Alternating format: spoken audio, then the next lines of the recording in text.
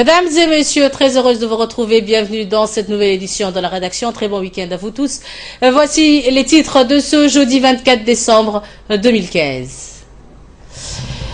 Une conférence débat sur le chemin de fer d'hier et d'aujourd'hui s'est tenue ce matin à l'université de Djibouti.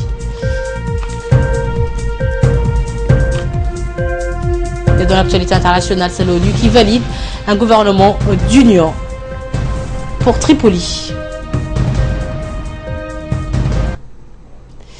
Bonjour. Une conférence nationale sur le chemin de fer entre la République de Djibouti et la République fédérale d'Éthiopie s'est tenue ce matin à l'université de Djibouti.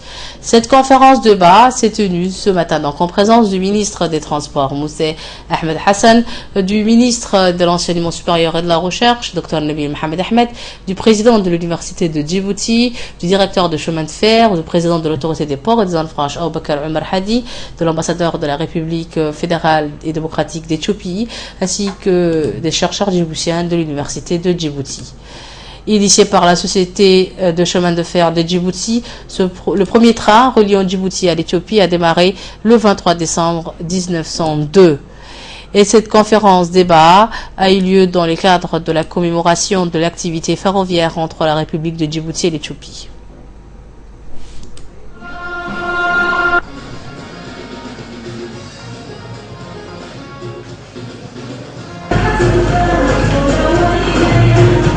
Cheminots. Rappelons également que les autorités publiques djiboutiennes et éthiopiennes viennent de mettre en place des nouvelles infrastructures ferroviaires avec le lancement du premier train transportant des marchandises reliant Djibouti à Dire Dawa. Cette cérémonie s'est clôturée par un débat riche et fructueux auquel ont pris part les étudiants des filières de la faculté des lettres, langues et sciences humaines et de la faculté du droit économique et gestion de l'université de Djibouti. Le président de l'université de Djibouti et le directeur des chemins de fer ont tour à tour mis l'accent sur l'importance que revêt le corridor djibouto-éthiopien. Je vous propose de les écouter. D'exprimer ce mot d'ouverture à l'occasion de cette conférence nationale consacrée à l'histoire du chemin de fer depuis hier jusqu'à aujourd'hui.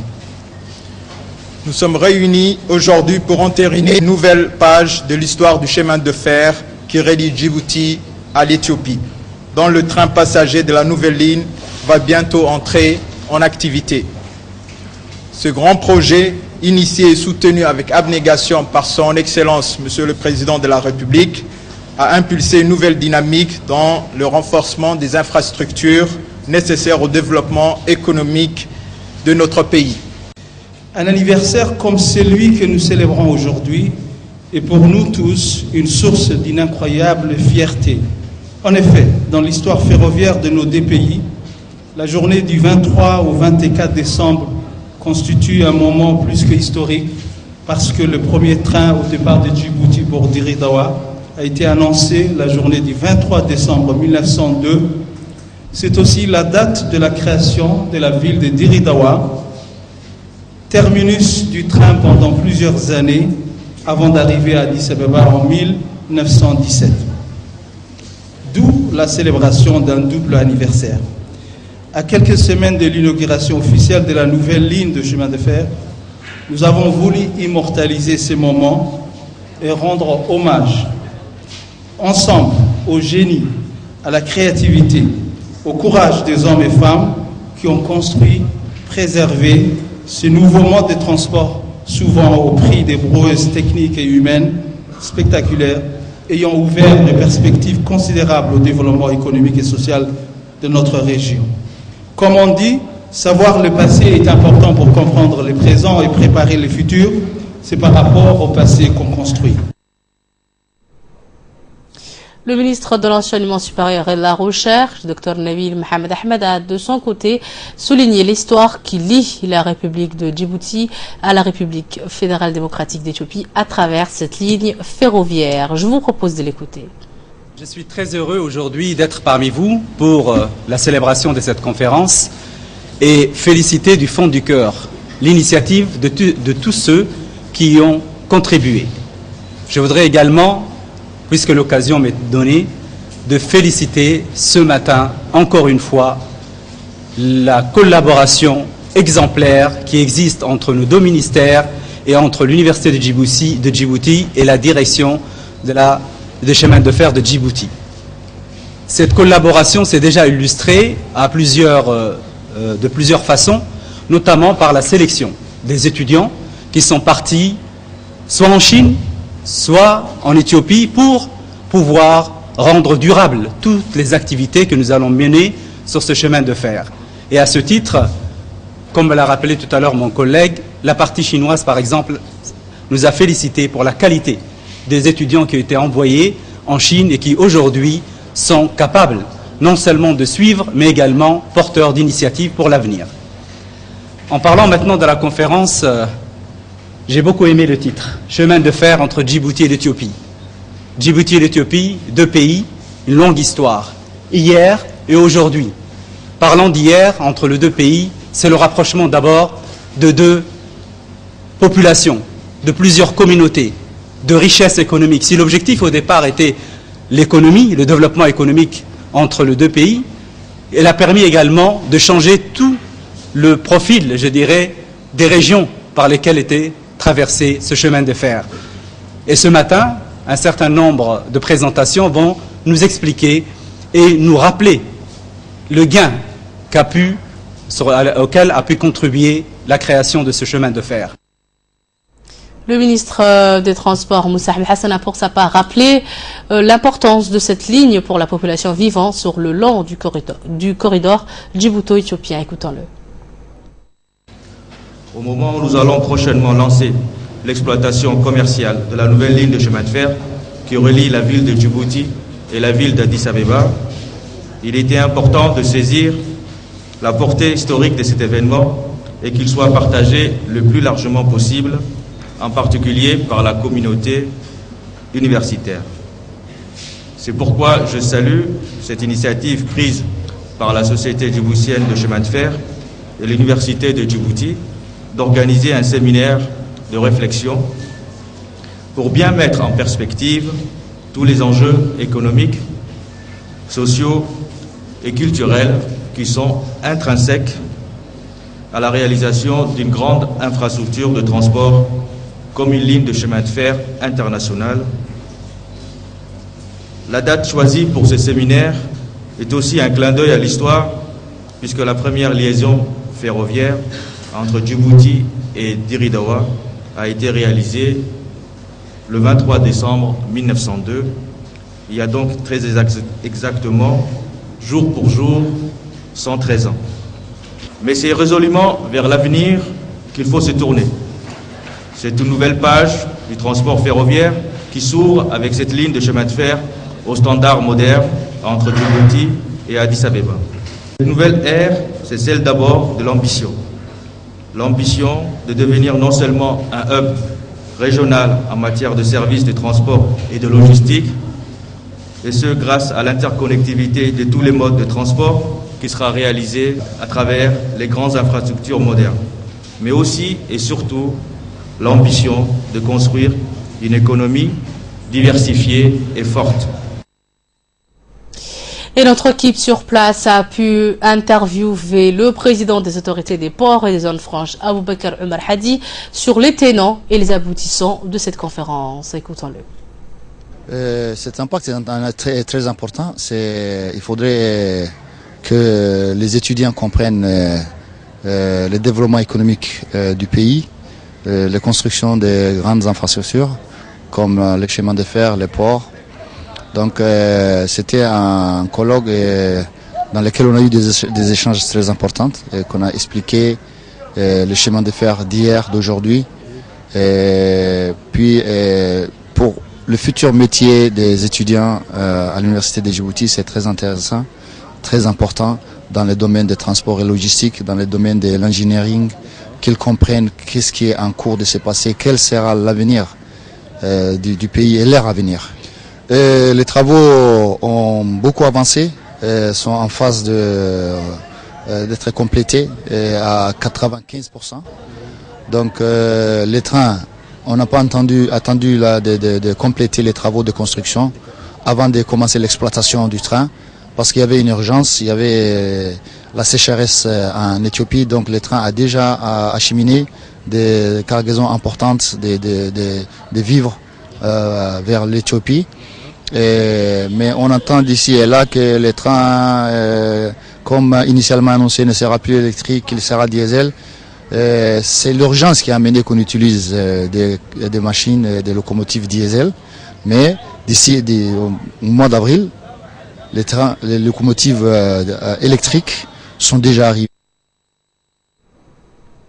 Est en train de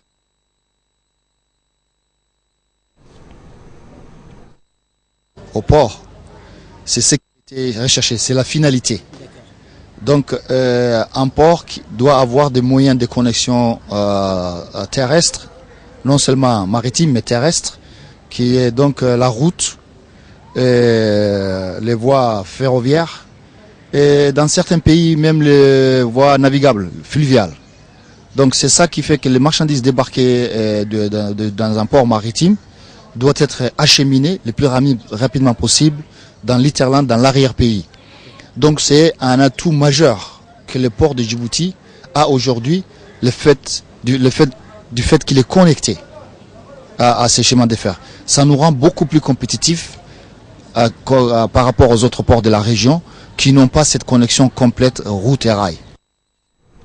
Et autre nouvelle du pays, c'est le chargé d'affaires libyen Djibouti, Khaled Mohamed Al-Saih, qui a fait une déclaration à la télévision nationale à l'occasion de la 64e de l'indépendance de la Libye.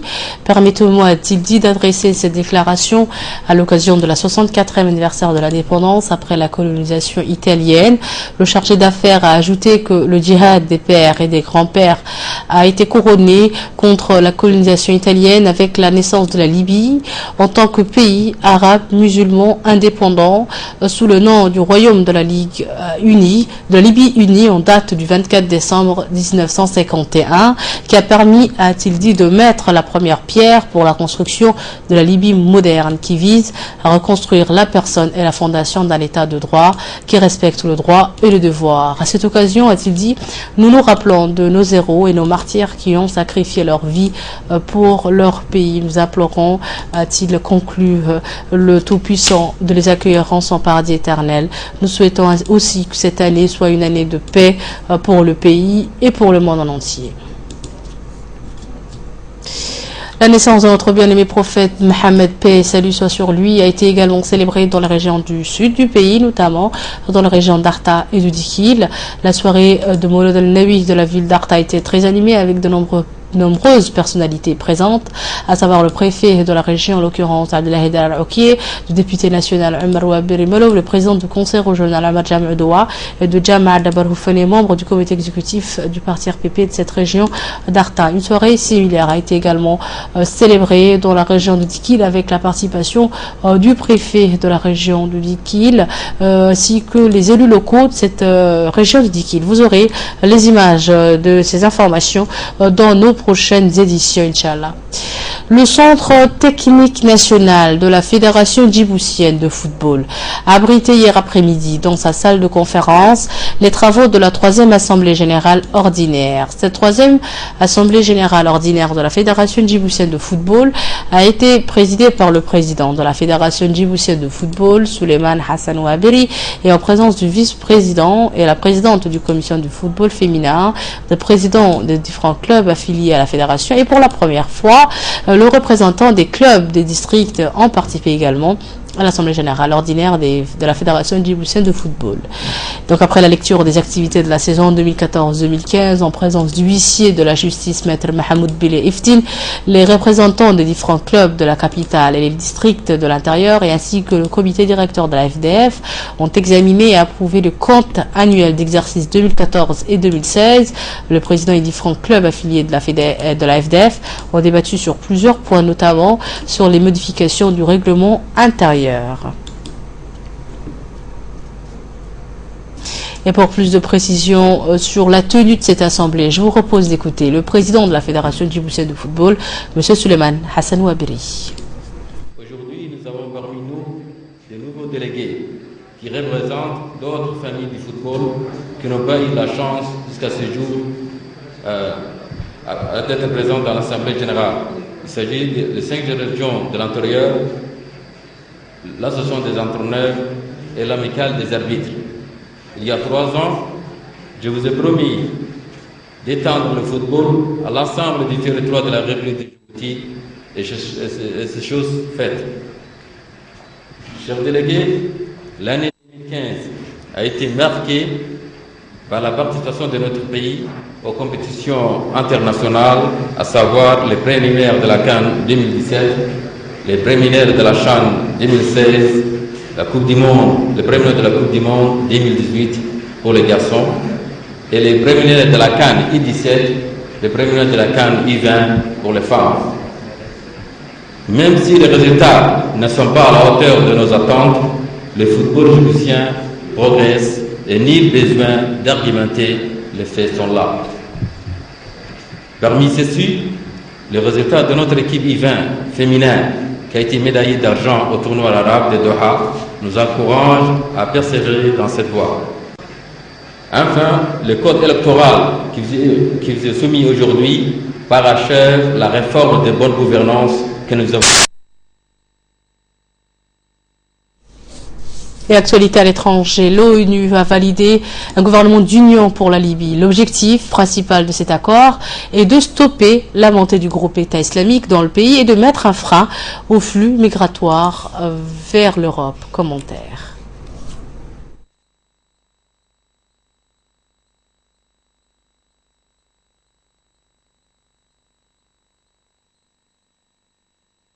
Coalition des groupes islamistes qui contrôlent Tripoli. Le texte présenté par l'ambassadeur britannique Matthew Rycroft précise que le futur exécutif sera le seul représentant légitime de la Libye. Il a invité les partis qui ne l'ont pas encore signé à le faire et à travailler avec le gouvernement d'union. L'émissaire de l'ONU en Libye, Martin Kobler, a pour sa...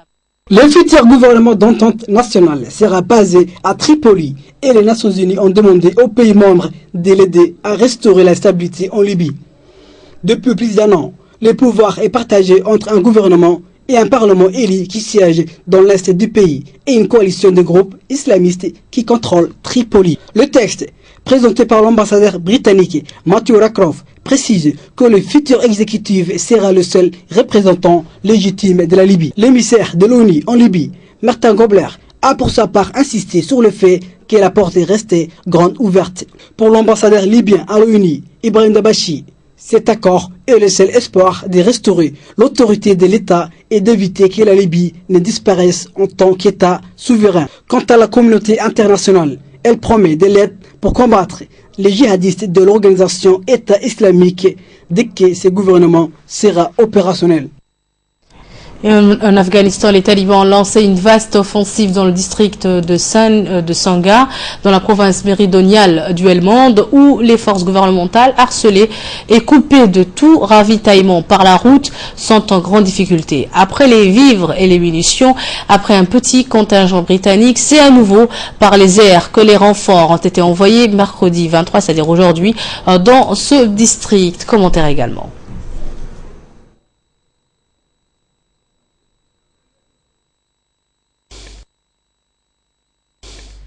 Après les vivres et les munitions, après un petit contingent britannique, c'est à nouveau par les airs que des renforts ont été envoyés hier dans ces districts. L'armée afghane tente de garder le contrôle des Sangin, une ville cernée par les talibans. Hier, Kaboul a envoyé des renforts dans la province de Helmand pour essayer de repousser les insurgés de cette zone stratégique pour la culture du pavot. La veille, des soldats britanniques étaient venus apporter leur soutien aux unités afghanes et leur fournir des conseils sans participer aux affrontements. De nombreux habitants ont fui Sangin en direction du sud pour rallier Lashkargah, une ville située à une centaine de kilomètres au sud. D'après les témoignages, les talibans auraient exécuté des soldats faits prisonniers au cours de leur avancée. Il y a 3 mois, les insurgés avaient déjà réussi une incursion dans Kunduz, au nord du pays. Un contexte instable sur fond de tentatives de dialogue entre les présidents afghans Ashraf Ghani et le Pakistan, traditionnel soutien des talibans, afin de relancer les discussions de paix avec les insurgés, restés jusqu'à là dans l'impasse. C'est tout pour ce journal du 15h, mais restez avec nous, bougez pas. Nous marquons une courte page de pub suivie de la prière à l'Asr et juste après, je vous retrouve avec Ali Abdillahi pour le Focus.